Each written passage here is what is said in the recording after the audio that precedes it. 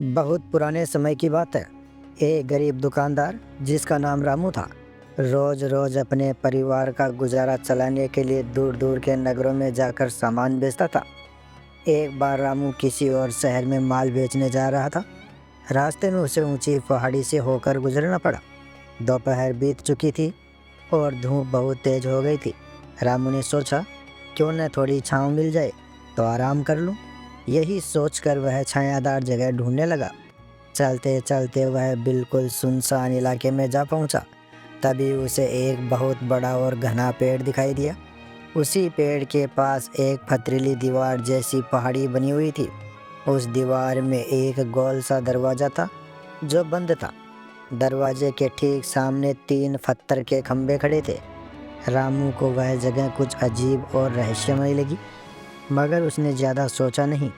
उसने अपने गधे को पेड़ की मोटी टहनी से बांधा और खुद पेड़ की छाया में लेट गया। यात्रा की थकावट के कारण उसे जल्द ही नींद आ गई। कुछ देर बाद जब उसकी आंख खुली तो गधा वहां से गायब था। रामू घबरा गया, चारों तरफ देखने लगा, लेकिन गधा कहीं दिखाई नहीं दिया। उसे हैरानी हुई कि मैंने तो इसे अच्छे से बांधा था, फिर कहाँ गया। वह जल्दी जल्दी खोजने लगा। थोड़ी ही देर में पास की झील पर उसे गधा पानी पीते दिख गया। रामू ने राहत की सांस ली और वह भी झील पर जाकर पानी पीने लगा। लेकिन जैसे ही वह पानी पीकर सीधा हुआ, झील के अंदर से एक डरावना जिन बाहर निकला। जिन चिल्लाया, अरे ओ इंसान, पहले तो तुमने मेरे घर के सामने आराम करके उस जगह को खराब किया और अब मेरी झील का पानी पीकर इसे भी खराब कर दिया। इसकी भारी सज़ा मिलेगी। रामू घबरा गया और बोला, मगर मैंने क्या गलती की है?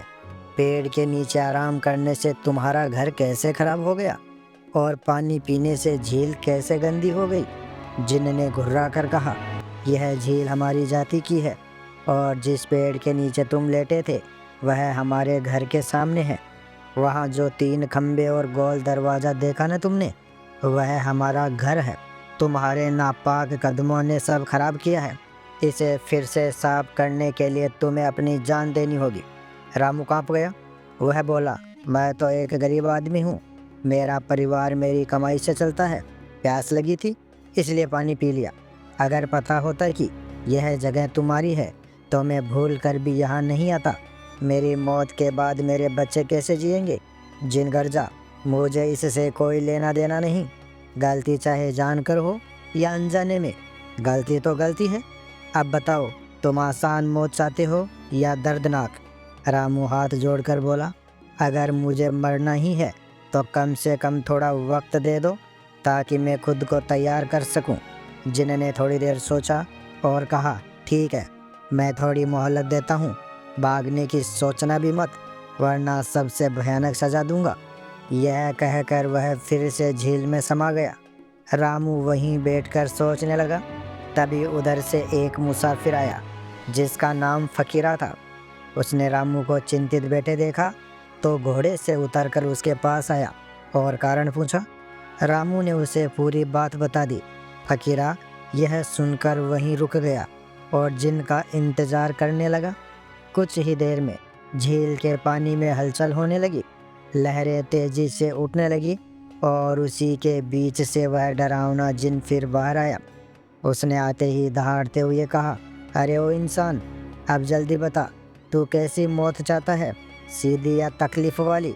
रामू कुछ बोल पाता उससे पहले ही फकीरा आगे बढ़ा और ऊंची आवाज़ में बोला, ए जालिम जिन, यह गरीब आदमी सिर्फ प्यास बुझाने आया था। पानी तो ऊपर वाले की बनाई हुई चीज़ है। हर जीव को हक है इसे पीने का। फिर तू इसे क्यों सज़ा दे रहा है? जिनने लाल आंखें फैलाकर कहा, यह झील हमारी जाति की है, इसकी रखवाली हम करते हैं। इंसान का यहाँ पानी पीना मना है। इसने पानी पीकर गुनाह किया है, इसलिए इसे सज़ा मिलकर रहेगी। फकीरा ने शांत स्वर में पूछा, क्या मौत ही एकमात्र रास्ता है? क्या कोई और तरीका नहीं है जिससे इसकी गलती माफ़ हो सके? जिनने कुछ पल सोचा, फिर बोला, है, पर आसान नहीं। अगर तुम इंसान लोग मेरे 2 काम पूरे कर दो तो मैं इस आदमी की जान बख्श दूंगा। फकीरा ने पूछा, कौन से 2 काम? जिन बड़ी अकड़ के साथ बोला।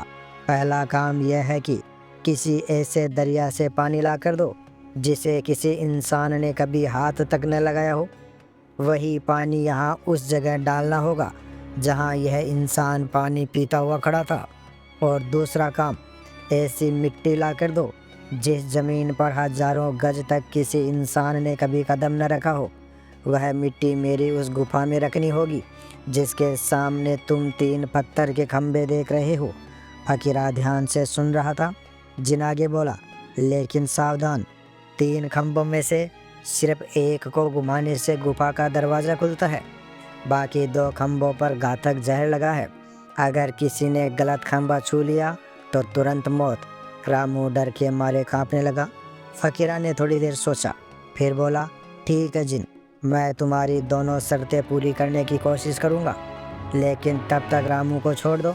जिन गुस्से में गरजा, नहीं, जब तक मेरे दोनों काम पूरे नहीं होते यह इंसान मेरे काबू में रहेगा। तुम जाओ और लौट कर आओ, देखते हैं तुम्हारे बस में है या नहीं। जिन यह कहकर फिर पानी में समा गया। फकीरा ने रामू की ओर देखा और बोला, चिंता मत कर भाई, मैं लौट कर आऊँगा और तुझे बचाऊँगा। यह कहकर वह फकीरा अपनी घोड़ी पर सवार होकर निकल पड़ा। वह जगह जगह भटकने लगा, लोगों से पूछता, ज्ञानी साधुओं के पास जाता, पर किसी के पास ऐसा दरिया या ऐसी मिट्टी का जिक्र तक नहीं था। थका हारा वह एक नदी किनारे बैठ गया। तभी वहाँ से एक बूढ़ा फकीर गुजर रहा था। उसने फकीरा के चेहरे पर उदासी देखी और पूछा, बेटा क्या परेशानी है? फकीरा ने उसे पूरी कहानी सुना दी। बूढ़ा फकीर मुस्कुराया और बोला, बेटा, इस पूरी धरती पर ऐसी कोई जगह नहीं है जहाँ इंसान का कदम कभी न पड़ा हो, और न ही ऐसा कोई दरिया है जिसका पानी इंसान ने न छुआ हो। वह जिन बस इंसान को परेशान करने में मज़ा लेता है, इसलिए उसने यह झूठी शर्तें रखी है। फकीरा घबरा गया, तो फिर मैं रामू को कैसे बचाऊं? शर्त कैसे पूरी होगी? फकीर ने कहा, तुम इसी नदी का पानी भर लो और यही सूखी मिट्टी ले लो। आगे मैं जो तरीका बताऊं वैसा करके उस जिन को चकमा दे देना, वरना उस बेचारे की जान नहीं बचेगी। इसके बाद बूढ़ा फकीर हौले हौले अपनी राह चला गया। फकीरा ने बताई हुई बात याद करके पानी का लोटा भरा, थोड़ी मिट्टी थैले में रखी और वापस जंगल की ओर चल पड़ा। फकीरा थैला और लोटा लेकर वापस उसी पहाड़ी की तरफ चला आया जहाँ रामू जिनके कब्जे में था।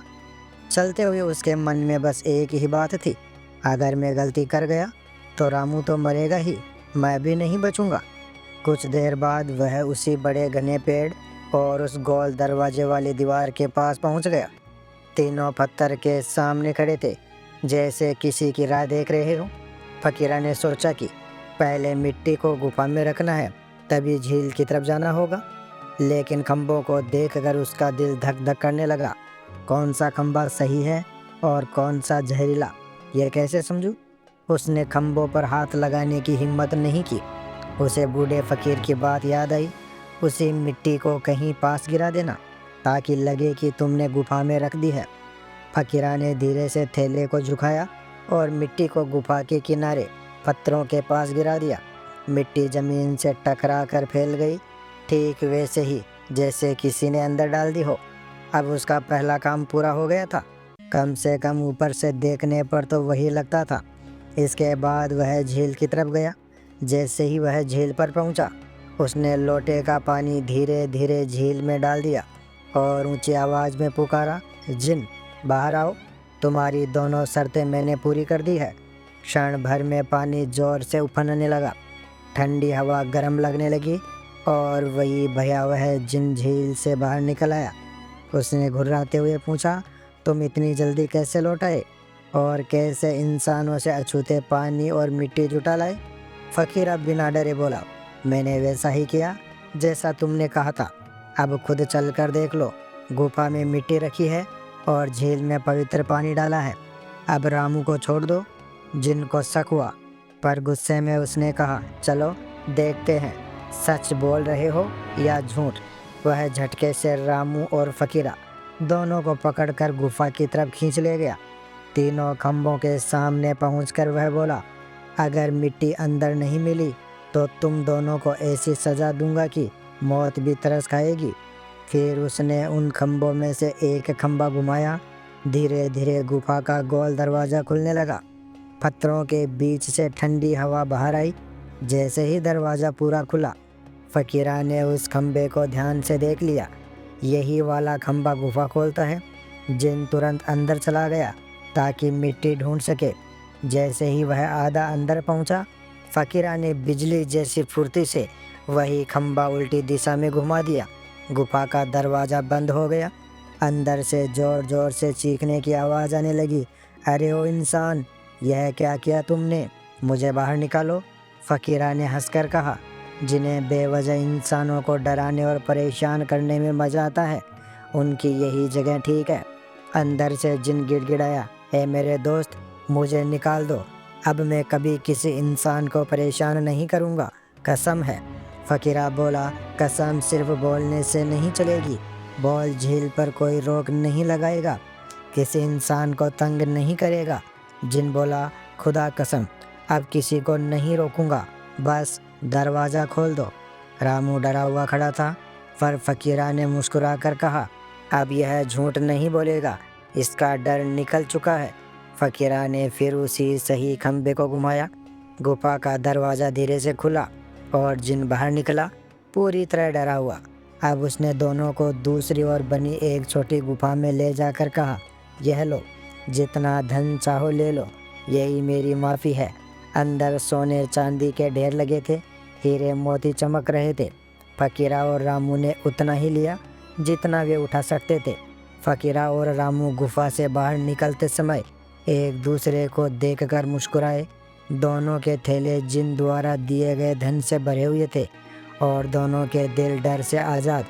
दोनों चलते हुए अचानक ठहर गए और पीछे मुड़कर उस पहाड़ी को देखा, वही जगह जहां मौत उनका इंतज़ार कर रही थी, लेकिन किस्मत ने उन्हें नया जीवन दे दिया। फ़कीरा ने धीमे स्वर में कहा, रामू, अब हमारा यहाँ काम ख़त्म हुआ, चलो घर लौटते हैं अपने लोगों के पास। रामू की आंखें कृतज्ञता से चमक उठी। उसने फ़कीरा के कंधे पर हाथ रखकर कहा, भाई, तेरे बिना मैं आज जिंदा नहीं होता। दोनों मुसाफिर आगे बढ़े और जैसे जैसे जंगल पीछे छूटता गया, वैसे वैसे उनकी चिंताएं भी धुंध की तरह गायब होती चली गई। जिन दूर से ही उन्हें जाते देख रहा था, क्योंकि उसने कसम खाई थी कि वह इंसानों को अब नुकसान नहीं पहुंचाएगा। कुछ देर बाद रास्ते अलग हुए। रामू अपने गांव की ओर मुड़ा, फ़कीरा अपनी यात्रा की ओर, क्योंकि वे जानते थे कि आज का दिन उनके जीवन का सबसे बड़ा मोड़ बन गया है। और इस तरह एक व्यापारी, एक मुसाफिर और एक जिन की यह पूरी कहानी यहीं समाप्त होती है, जहां डर ख़त्म होता है और नई उम्मीद जन्म लेती है।